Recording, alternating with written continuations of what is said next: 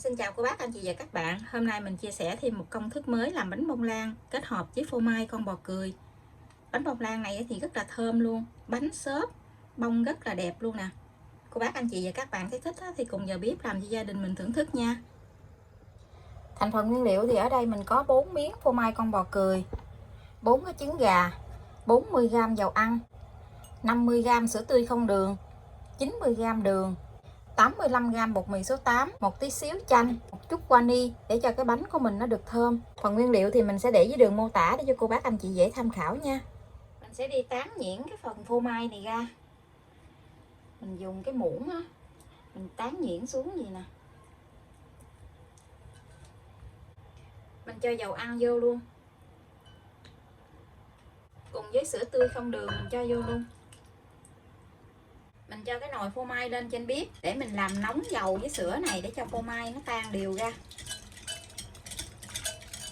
Mở lửa nhỏ thôi để cho cái sữa này nó ấm ấm là phô mai nó tan ra. Mình thấy phô mai nó tan ra hết rồi thì mình tắt bếp, rồi mình nhắc cái nồi này xuống. Phô mai với sữa này còn hơi ấm thì mình lần lượt mình cho lòng đỏ trứng gà vô. Mình cho vô thì mình khuấy cho nó đều tay nha.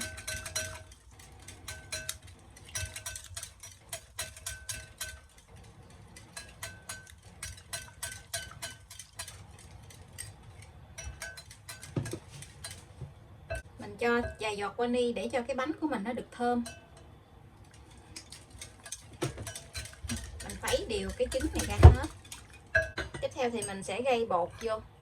Bột này thì mình chia ra 2-3 lần để mình gây vô cho nó đều, nó không có bị giòn cục á.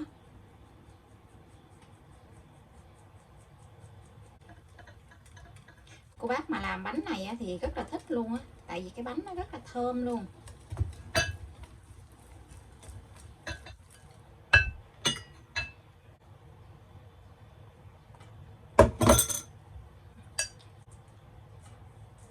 Trộn đều lại để không có còn thấy cái bột khô nữa là được. Giờ thì mình sẽ để qua một bên. Tiếp theo thì mình sẽ cho vài giọt chanh vô trong cái lòng trắng này để cho cái lòng trắng mình đánh mau bông lên á. Nếu như cô bác không có cho chanh thì mình cho giấm cũng được, khoảng 1 muỗng cà phê là được rồi. Mình đánh bông lên.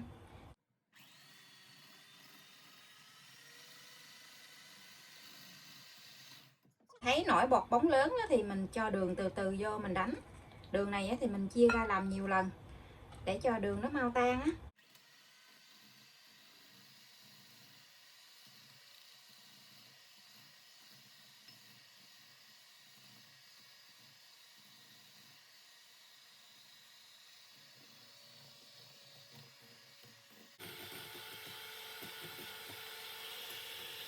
Mình đánh khi mình nhắc cái que đánh trứng lên nó có cái chớp câu nhỏ gì là được. Như cô bác đánh cái lòng trắng này nó cứng quá thì tí nữa mình nướng bánh á, cái bánh của mình nó sẽ bị dễ nứt mặt.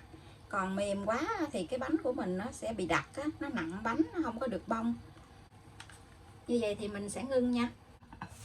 Mình sẽ lấy một nửa cái phần lòng trắng này qua bên cái thau lòng đỏ.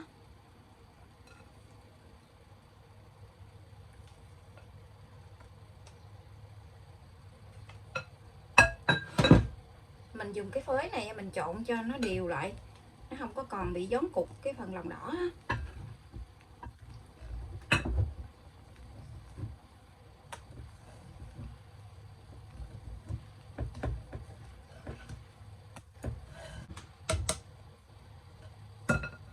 Mình sẽ cho ngược lại bên cái thau lòng trắng. Mình làm gì thì cái bột của mình nó được đều hơn.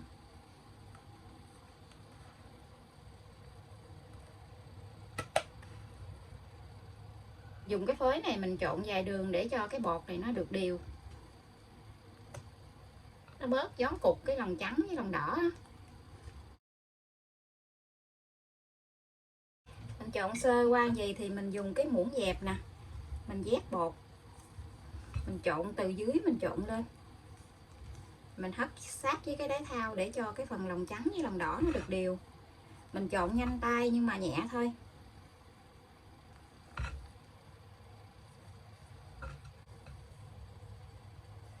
Mình trộn đều rồi thì mình sẽ cho vào trong khuôn để nướng luôn nha. Hôm nay mình dùng khuôn 18, mình lót giấy nến ở xung quanh và ở bên dưới của cái khuôn luôn. Mình cho bột vô, mình dỡ cao cao lên gì nè để cho cái bọt khí của bánh nó dỡ bớt.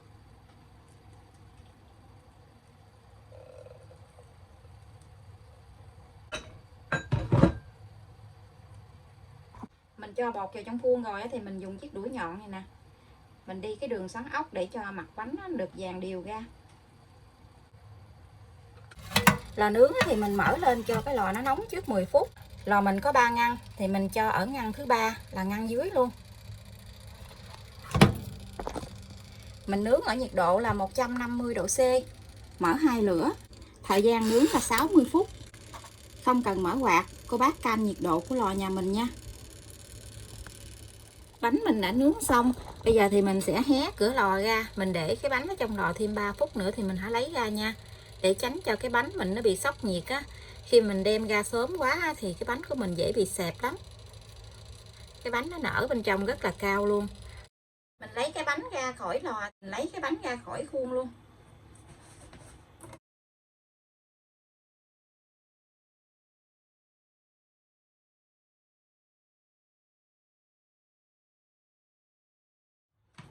Bánh nguội mình cắt ra, mình muốn cắt cái bánh ra cho nó vuông á, cho nên là mình sẽ cắt cái ghìa này ra. Coi nè, ngon quá chừng luôn. Đây là phần bánh phô mai con bò cười mình đã nướng xong, mình cắt ra từng miếng nhỏ như vậy. Cô bác anh chị và các bạn thấy thích thì cùng vào bếp làm cho gia đình mình thưởng thức nha. Cái bánh nó rất là xốp luôn nè. Giờ thì mình xin chào tạm biệt, hẹn cô bác anh chị và các bạn lại video tiếp theo. Cảm ơn cô bác anh chị và các bạn đã xem video của mình. Xin chào và hẹn gặp lại.